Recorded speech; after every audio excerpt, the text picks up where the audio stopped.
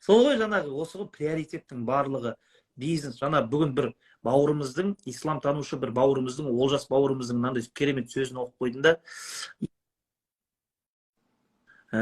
Ол кісі бүйтіп айтып жатыр: ислам діні әлбетте сені бай болуға үгіттейді, бай болуға шақырады, сені миллионер, миллиардер болуға үгіттейді, бірақ Құдай үшін. Иә. Құдай үшін. Өзге біреуге көмек үшін, өзге Құдайдың құлы болып, абыройлы болып жүру үшін, Мұхаммедтің үмметімін деп жүзің жарық болып жүру үшін, ешкімнің алдында қол жаюшы емес, керісінше беруші қол хайырлы екенін өзің түсінгенің үшін.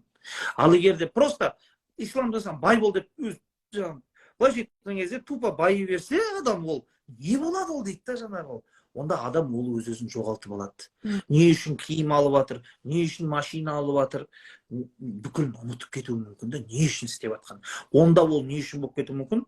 Тәкаппарлық үшін, өзге де мақсаттар мақсат үшін болып кетсе, онда ол адалынан арамға ауысып кетуі мүмкін. Сол себепті бай бол, мықты бол Құдай үшін. Құдай үшін. Сол ғой приоритеттің барлығы, мен ойлаймын, ол өмірлік мақсат негізі.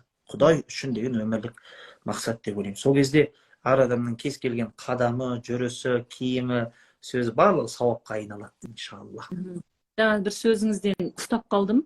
Адам білімді өзі үшін оқу керек деген.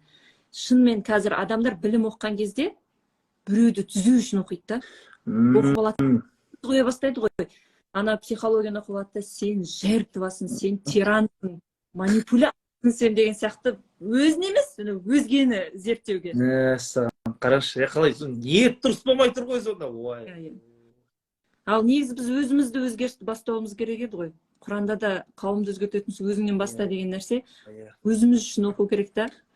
Өзімізге отчет тапсырып, жаңа бүгінде имам Ғазалидің Мухасаба тақырыбын оқып жатырмын да. Сол жердегі ғалымдардың айтқан сөздері, пайғамбар саллаллаху алейхи ва саллям айтқан сөздері, Омар ибн Хаттаб айтады: қияметтің күні жалпы сенен есеп алмай тұрып, өзіңнен есеп ал. Сені таразға тартпай тұрып, өзіңді таразға тарт. Яғни өзіңнен баста. Сен не істеп жүрсің дегенде, бірінші өзің емес деп ше. Анандай сөз бар ғой. Мысалға, дінімізде көп зерттелу керек болған мәселе, мысалы оқу керек болған мәселе, таухид деп атамыз ғой. Таухид, Алланың жалғыз деп білу, ширктан сақтану керек, Аллаға серік қосып кету дейді. Енді жаңа ғалымдарымыз айтады, біз бұл білімді не үшін оқимыз дейді. Жаңағындай Аллаға серік қосып қоюға не жатады? Адамдар қалай серік қосып қойып жатады? Бұны біз не үшін оқимыз дейді. Біреуді сен мүшріксің, сен шірк жасадың деп айту үшін оқымаймыз дейді біз.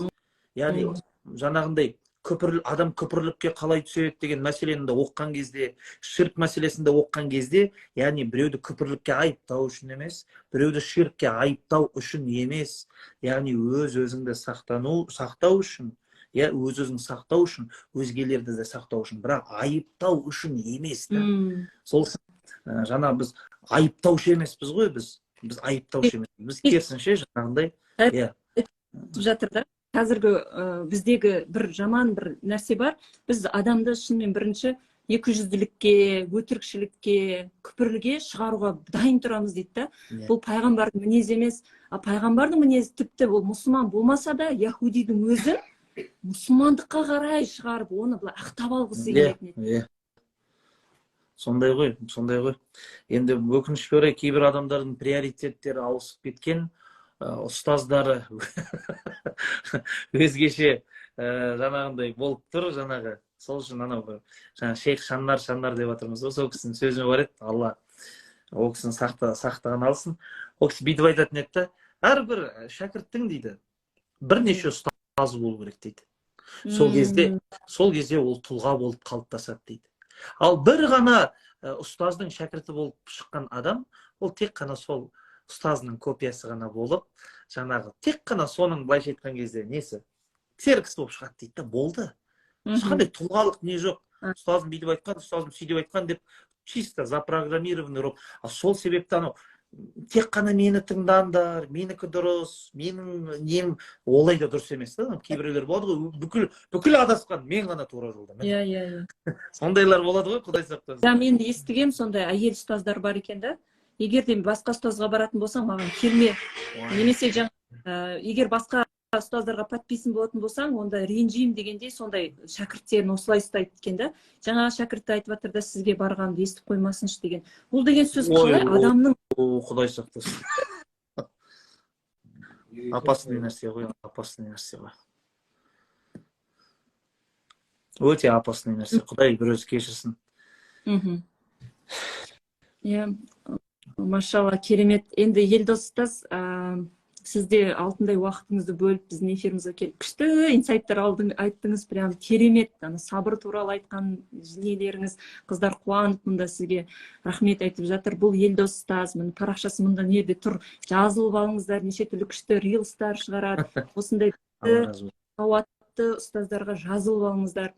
Және ұстаз қазір енді қадір түні ғой бүгін, иншалла, сондай періштелер түсіп атқан, дұғалар қабыл болатын бір жамағатымызға дұға етіп жіберсеңіз, оған дейін бір 5 минут берейікші, ол кісілер садақа салып алсын, артынан дұғаға қарай қосылсын. Кейбіреулер тұра тұрыңыздаршы, қазір салып алайын дейтін кісілер болады да.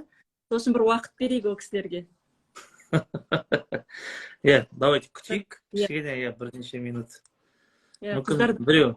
Екі окошканы бірдей аша алмайды ғой, жаңа Каспи мен Инстаграмнан шығып Каспиға қойып.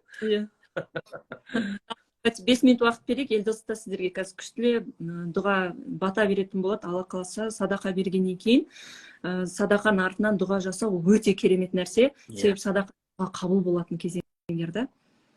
Ал бастаймыз, кеттік қыздар. Алла берекет берсін. Осы ғимараттың салынған өзімізбен көрсек қой деп армандап жүрмін да. Алдында кеше